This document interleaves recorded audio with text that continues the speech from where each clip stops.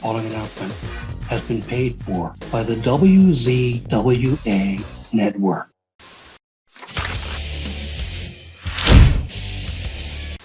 Hello, everyone, and welcome to the WZWA Network, and welcome to our review show here of the WWE Royal Rumble 2024, Tropicana Field, St. Petersburg, Florida. 48,044 people in attendance. I'm Karlifornia. This is Jooseyboy. How you going, you little son of a gun? Yeah, not too bad.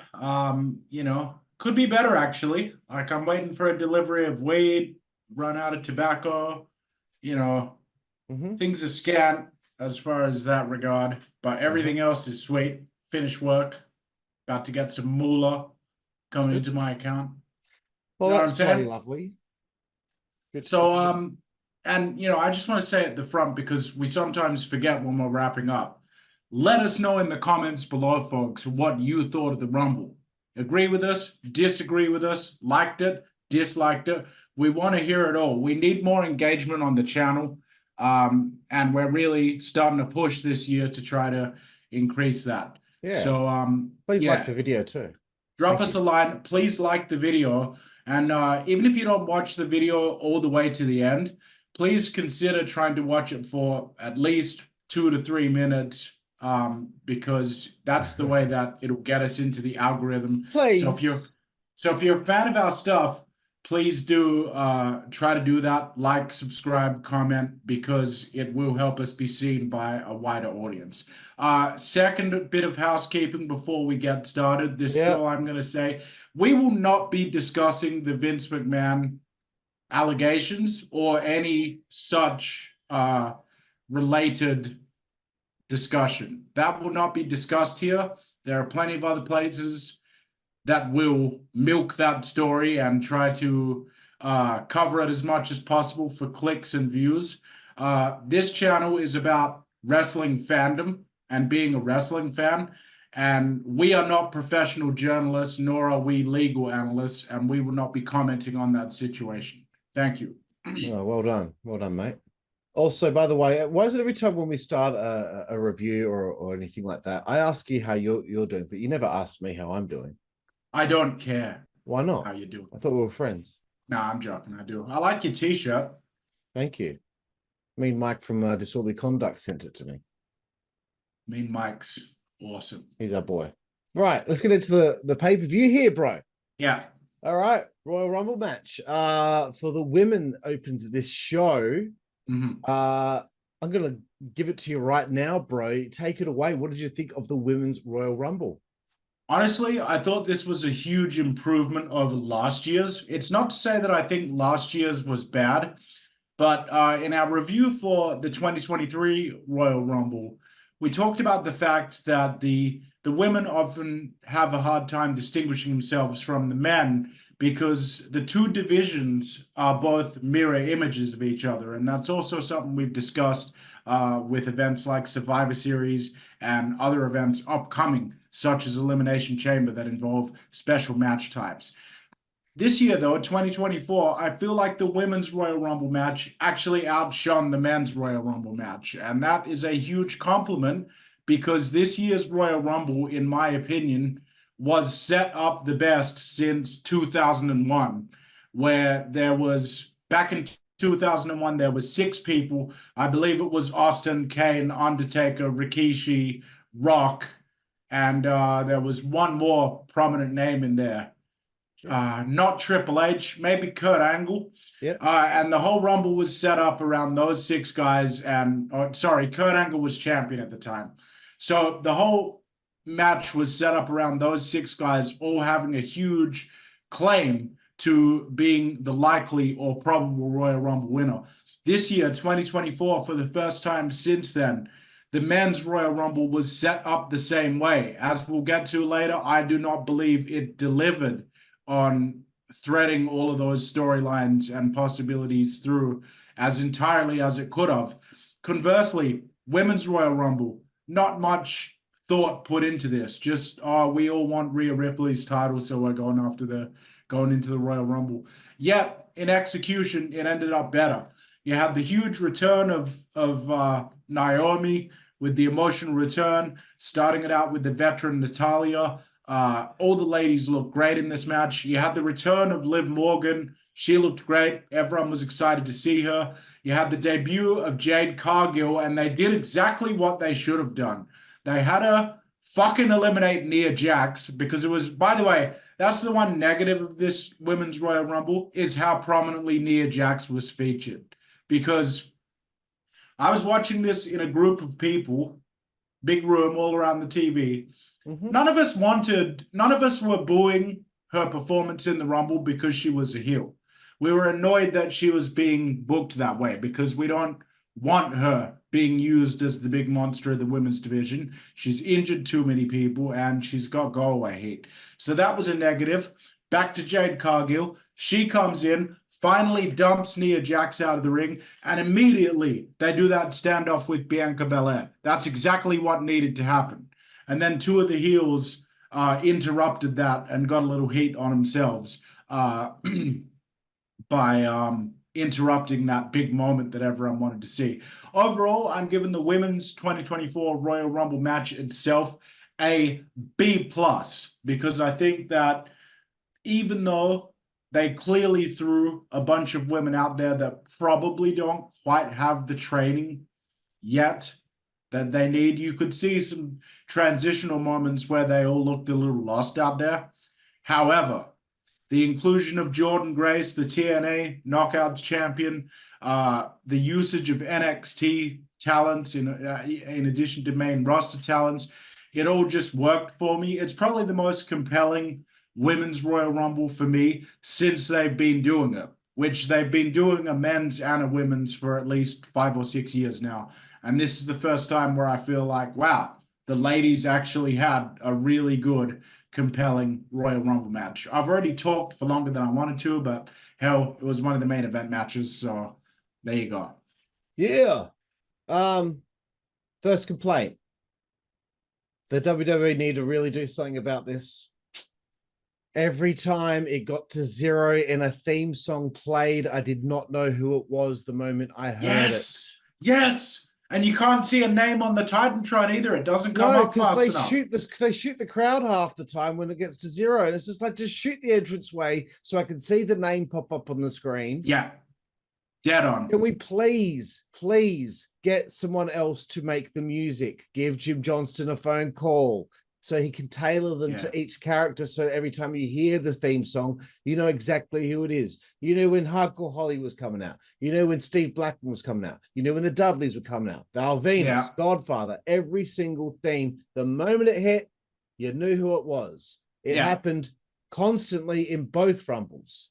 Yeah, and even in the dark days of WWE, like post 2005, when Jim Johnston was still there and starting to work with other artists and stuff like that, the music was still more distinctive than it is today. Everyone has some kind of techno, digital, hip-hop type beat.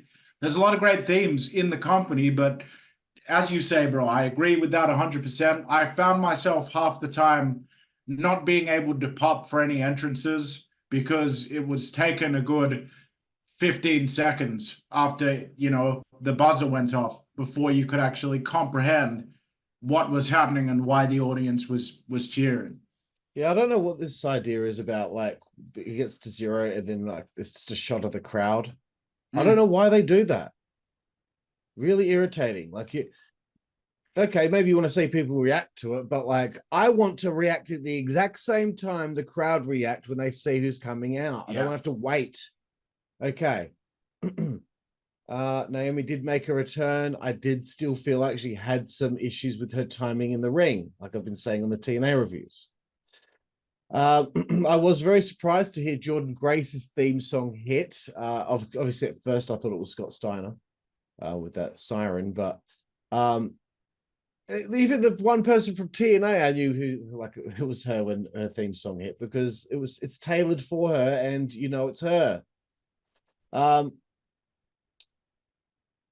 my friends that were watching the show did not know, the ones that I was watching it live with, they did not know who she was, but they were very impressed with her physique. I have to give props to R-Truth for his accidental inclusion in the match. That was look hilarious. in his face when he slid into the ring and realized it was the Women's Rumble. That dude knows how to pull Yeah. that stuff off perfect. I'm going to interject a little thing there because I have to. Oh, well, I'm used to that happening all the time. Credit needs to go to Valhalla for that little piece of business as well. Because when R-Truth comes out and he's accidentally in the match, you see Valhalla looking at him just like with a look of disgust. Like, regardless of what was happening, she just would hate this person no matter what. But now he's interrupting her moment, right? And then if you look in the background, after Truth gets thrown out and Adam Pearce comes down and he's saying, "You're in," and he goes, "You're in" to Valhalla and "You're out" to Truth. And then as he's arguing with Truth, ushering him away, you see in the background that Valhalla gets in and clotheslines straight over the top. Yeah. You see it in the background. It never did a close-up to it. And then as you see R-Truth walking out, you can literally see 3 referees holding Valhalla back and she's screaming at him. So she's never going to get any kind of revenge for what's just been done to her. Sorry, go ahead. No worries, mate. So yes, I've been covering a lot of NXT over the last few years, and I felt this strong pang of pride when I saw Roxanne Perez and Tiffany Stratton go out there and impress. They impressed. Which again, it proves my point that when these NXT ladies get called up, some of those main roster ladies better be concerned for their spot because these ladies are good. All my friends that were watching with me were particularly impressed with Tiffany and how crisp she was. I think the best part of this Rumble was Jade Cargill making her debut. Definitely impressive seeing her pick up Nia Jax for that scoop slam. You might have bagged Nia out a bit there, Juicy Boy, but she put over Jade pretty well there, I think. Well, she sandbagged her on the scoop slam, and Jade basically had to. Okay, if that's what you think, all right, no worries. Definitely getting sandbagged by someone that heavy, and being able to handle it. In the end, though, came down to Jade, Liv, Bayley. My pick was Bayley the whole time, and she wins her first Rumble here, and I got no problem with her winning. And I think she will probably challenge Io Sky at WrestleMania 40 for her women's title. So that was over in 65 minutes and 3 seconds. Very nice. Very nice. Right, so let's move forward. WWE Universal title for Fatal 4-Way. Roman defending against AJ, Orton, and LA Knight. Go ahead. We knew the result of this going in, unfortunately, but that's what happens sometimes. If they did a singles match between Roman and one of these guys, then this would have packed the men's Royal Rumble match with 2 more big names. And it already felt like that they've built this roster up so well that there were so many guys in that Rumble that looked like a threat. So, nonetheless, this match is exactly what you would have expected. I think I'm marveling at how jacked AJ Styles is at the moment. Of course, LA Knight was over. But I'm reading some conflicting reports online here, Juicy Boy. It seemed like as the show was going on, the crowd were really quiet, and a lot of my friends that were watching were complaining, like, why are they so quiet? And there's been some fans since that said no, it was really loud. It's just maybe it wasn't mic'd up properly, but I don't know. I saw a lot of people sitting on their ass. So yeah, Reigns won, of course. 19 minutes, 29 seconds. Juicy Boy, what did you think of the 4-Way? I'm going to be honest with you, man. This match is only getting a C- from me. And that may seem like, oh, it's still a C, he still liked him. I say only because, and I have to be fair, this is exactly what I would say if this match was done in the other company or in TNA. This never got out of the second gear for me. To me, this felt like an extended television match.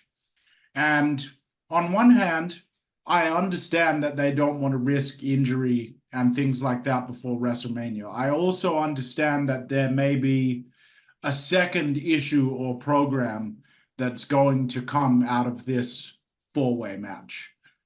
However, I really, really think that this match failed to equal the intensity and the sparks that were flying over the past several weeks as these 4 guys have interacted. and Roman Reigns has tried to get his way out of the match. I think that the spot where the guys were all stacked up on top of each other and they were waiting for the spot to happen, I think that went on for entirely too long.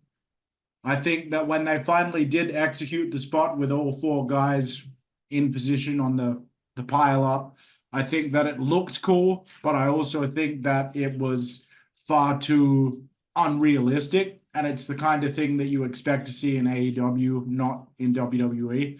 So I don't know who agented it, but I personally felt like this match lacked the solemn, big fight seriousness that I expected from him. I didn't expect him to go out there and have a 9 out of 10 match in terms of the spots, but I expected a lot more showmanship. I expected a lot more I expected the tension in the air to be something you could cut with a knife. I expected it to get a pop anytime either two of these combinations faced off one-on-one when the dust settled.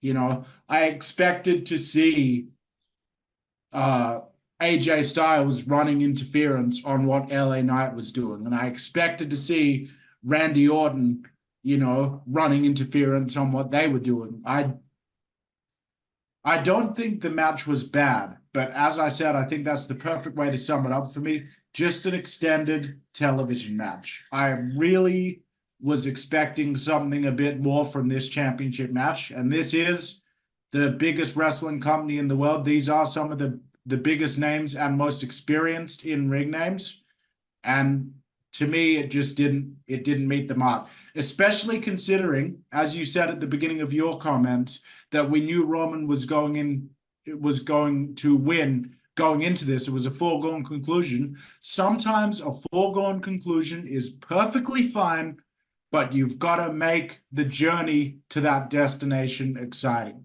And I feel like this Fatal 4-Way didn't quite reach that for me.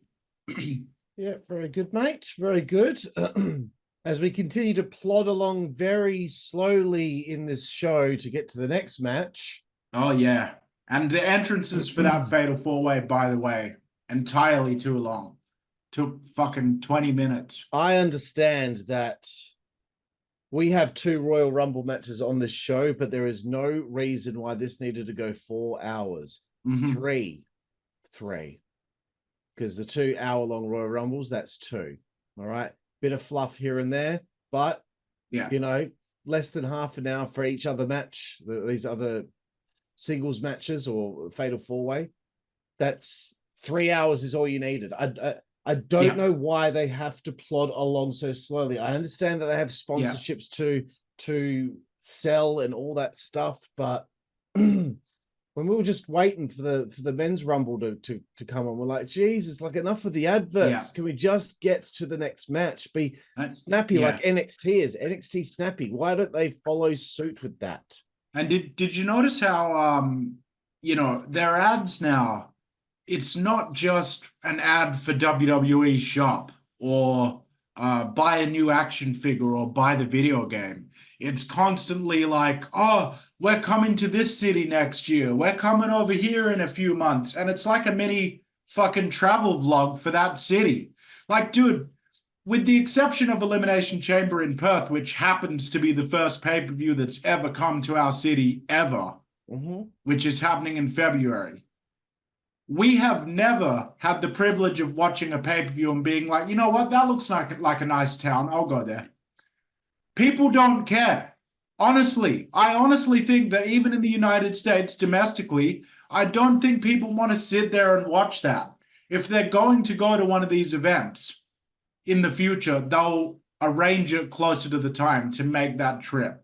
I just think it's a waste of time on the broadcast, having these mini travelogues trying to entice people to come to future giant events. We're already watching this giant event.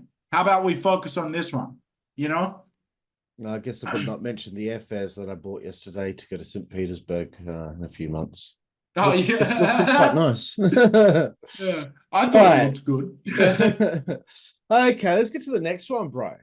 Yeah. WWE United States title on the line here. Logan Paul, the champion, defending against Kevin Owens. Take it away, Juicy Boy. All right, B-. This was probably the best overall in-ring match on the card, and it had the benefit of a very nice 2 weeks of business between Mr. Owens and Mr. Logan Paul. Preceding this, I thought SmackDown 2 weeks ago, where Logan Paul threatened to sue Owens over the cast. I thought that was brilliantly done in keeping with his character. Last week on SmackDown, Owens comes out, says, your ass ain't going to knock me out, as much as I respect who you are. He's like, I'm going to take off the cast, F it. Then on social media, they did that little video where both of the guys happened to be at the Performance Center preparing before the Rumble. And Logan starts mouthing off, throws a bottle of Prime at Owens, and they did a bit of a pull apart. That's the kind of stuff you need in the product, brother. They didn't have a proper camera set up like a television shoot. They just had someone with their phone there, and they just happened to be going back and forth capturing this interaction. That's the kind of thing you want. So, great pieces of business leading into the match. The story is about Logan's knockout punch versus Owens having the broken hand. Logan did a great job working on that broken hand. He's excellent with the psychology as well as being in great physical shape. Kevin Owens continues to, he's now nearing 10 years on the main roster. And anyone like I was who was a fan of his before he ever came to WWE, he's a guy that already had a lot of mileage on his body. Yeah. And you can see that he's now starting to shift into that point of his career where he's doing a bit less, but he's making it mean a lot more in terms of he's really at that point now where he's comfortable using his character and not being afraid to borrow some of that equity he's built up with the audience over the years. And I think that paid off in this match because Logan was the smaller guy. He was doing all the flashier stuff. We know from watching Owens in the past that he's actually a big guy that can pull a bunch of that stuff out.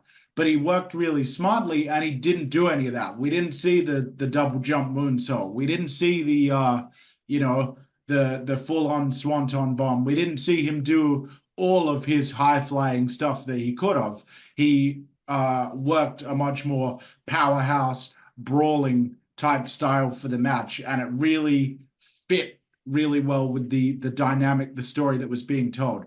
Now, the reason why this match is not a B+ or even an A as opposed to a B- Karlifornia, my friend, is because we have to talk about the booking of the finish, brother. Right? Okay. Now, we understand the idea of the finish. One of Logan's flunkies comes in, creates a bit of a distraction. During that time, it enables Logan to grab the brass knucks. That gets turned around by Owens. Owens ends up using the brass knucks instead. The ref manages to catch the knucks on his hand and disqualifies Owens. Now, the first thing I've seen online, I'm going to break this down into a two-pronged thing.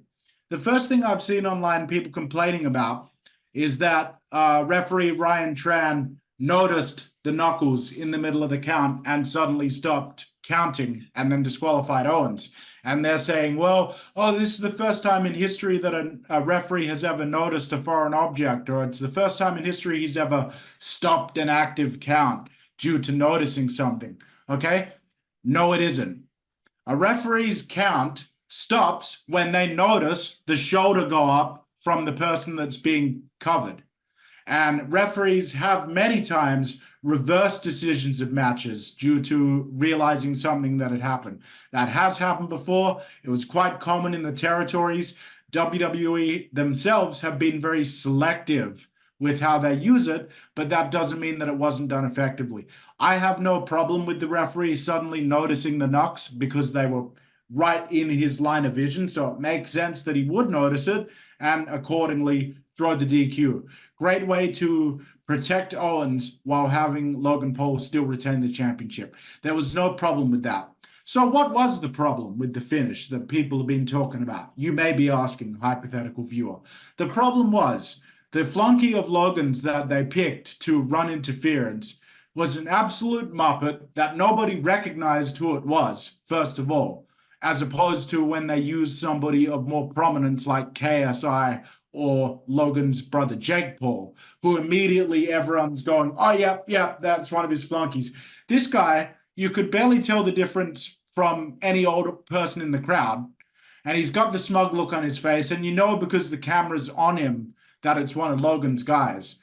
But whatever happened, a period of about 3 or 4 minutes, it probably wasn't actually that long, but it felt like for 3 or 4 minutes, the camera was just on this wide shot of Logan's flunky, weirdly standing up and climbing over the guardrail and looking over at Owens, and then the refs wondering what's going on.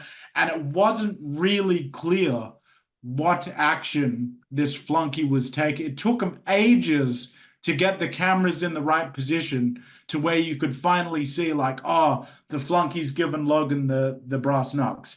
Okay?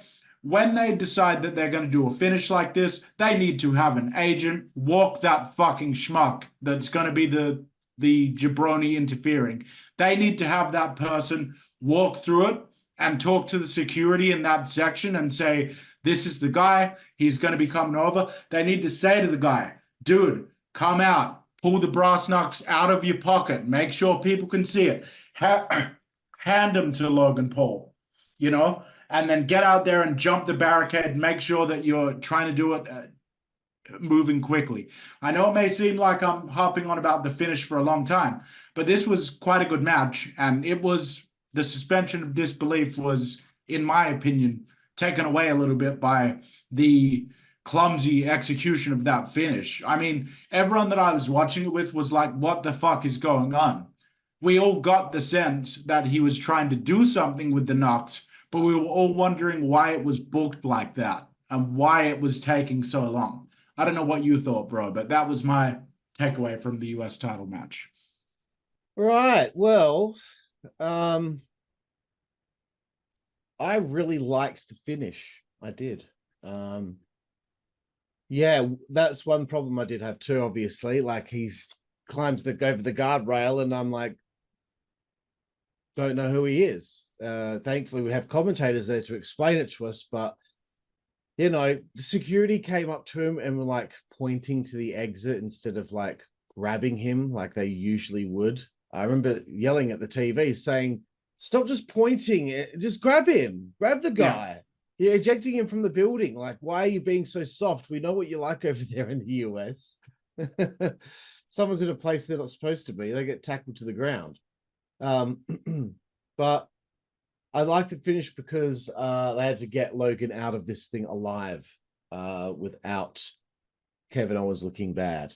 But Logan has proved and continues to prove why he is worthy of this spot he keeps being given, because he's nailing it as a character. He gets the in-ring stuff. He gets the character stuff. He's super athletic and smooth in the ring. It's like he's been doing it for years.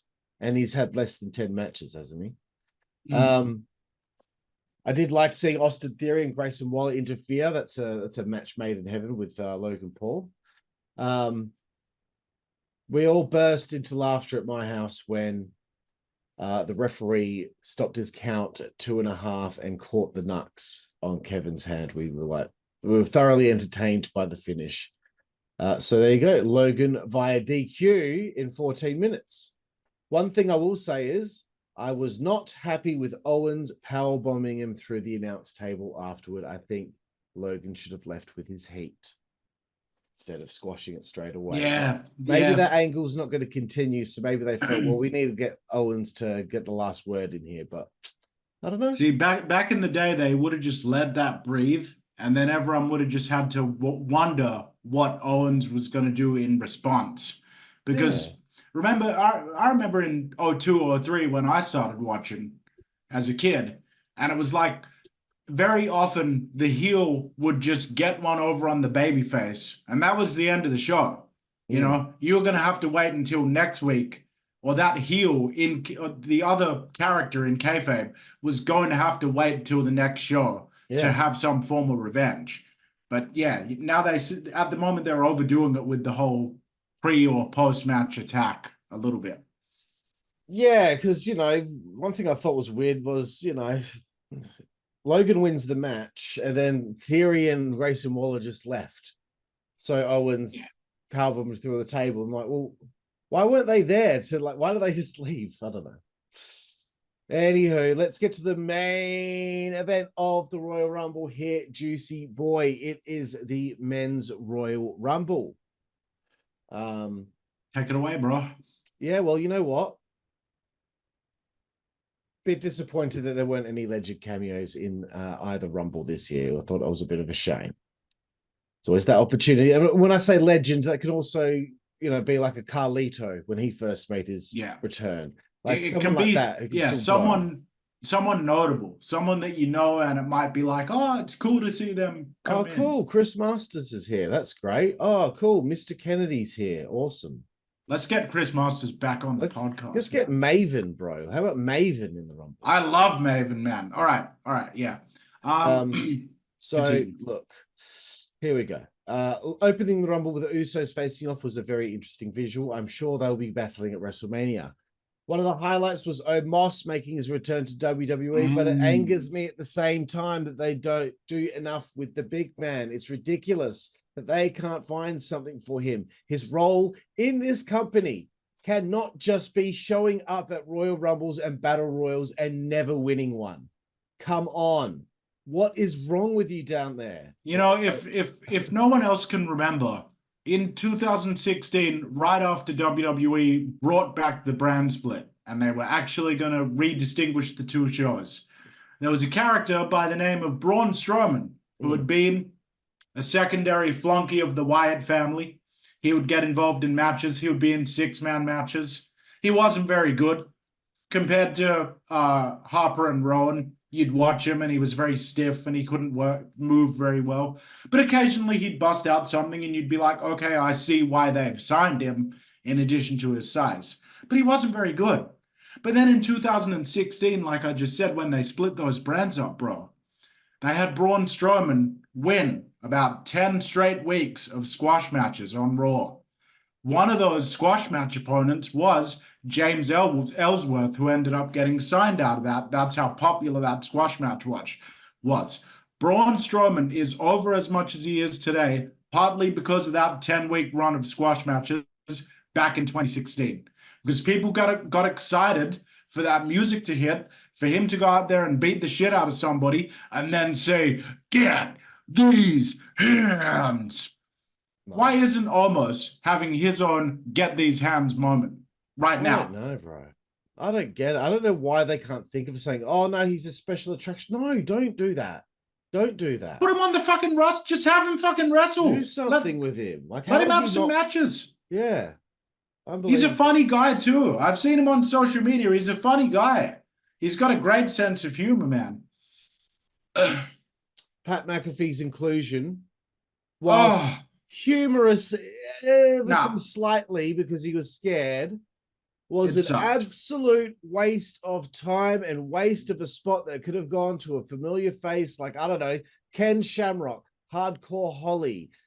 Al Snow. Al Snow would be great because of what about Steve Macklin? Why couldn't they have another TNA person in the Yeah, why not Moose? Sure. Moose is the TNA champ. But yeah, no, that was dreadful. And it doesn't make sense that Pat would be scared when on all previous occasions he's embraced having a match and won a couple of them as well. So that doesn't make sense either, that he would be scared. I thought Bron Breakker was the star of the match. Oof. My friends had never seen him before, but as his theme here, I said to them, oh, here comes Rick and Scott Steiner's son. Sorry, here comes Rick Steiner's son and Scott Steiner's nephew. My bad. And they're like, oh, really? And I'm like, yeah, he's like a mix of the two of them. And they were very impressed with how fast and how explosive he was. He eliminated a lot of people, setting himself up to be a star of the future. And, I saw a little standoff there with him and Gunther. I wouldn't be surprised if something was cooking there. Although I'd hold off until maybe SummerSlam to do that feud. Because I think Gunther needs to hold the belt a little bit longer. You can have his long title reign end at WrestleMania, as well as Roman Reigns. which I assume will be happening. Andrade made his return to WWE. Good to see him back. Good to see him and Santos Escobar interact. We'll see where his trajectory goes after this. Also, props to Carmelo Hayes from NXT, proving himself and also impressing my casual wrestling fan friends. In the house that I was in, some of my friends had brought their kids, and boy, did they hate Dominic Mysterio. Mate, it was so good. When he got eliminated, they were so happy, but when Dominic eliminated Bron Breakker, we all burst into laughter as well. That was a great way to get some heat on Dom. They did a couple of good little things like that. Yeah. I felt like Damian Priest came across like an afterthought in this one. I think he could have been made to look more of a threat. He's the Money in the Bank briefcase holder. I expect when he catches that in, finally, at some point when he tries to cash it in, the referee finally just fucking cash it in for him instead of taking 30 seconds to confirm with him. I fully expect him to actually win the title when he cashes in. I do not want him to fail, okay? Or try and cash in on the US champ or something stupid. Yeah, he's held it for too long now. It would be embarrassing. Just a little bit too long. I think Sami Zayn being number 30 was a little disappointing for my friends and I, because I think we're expecting either a Lesnar or a Cena or The Rock. You know, number 30 is a pretty, you know, it's an important spot, and we've forgotten that Sami hadn't been in there yet. Anyway, I'm almost done with my thoughts. In the end, of course, it came down to Punk and Rhodes, the two favorites, as far as I was concerned, to win the match. I thought Punk was going to win. But I think they made the right move and had Cody win the Rumble for the second year in a row. The only complaints I have when it came down to those two is a little bit drawn out, and all the double downs between the two of them was just dragging it out a little bit too much. And I feel like it wasn't adding to the suspense. It was making me feel impatient to get to the finish already. So there we have it for that. Right, Juicy Boy, your turn. What did you think of the Men's Royal Rumble?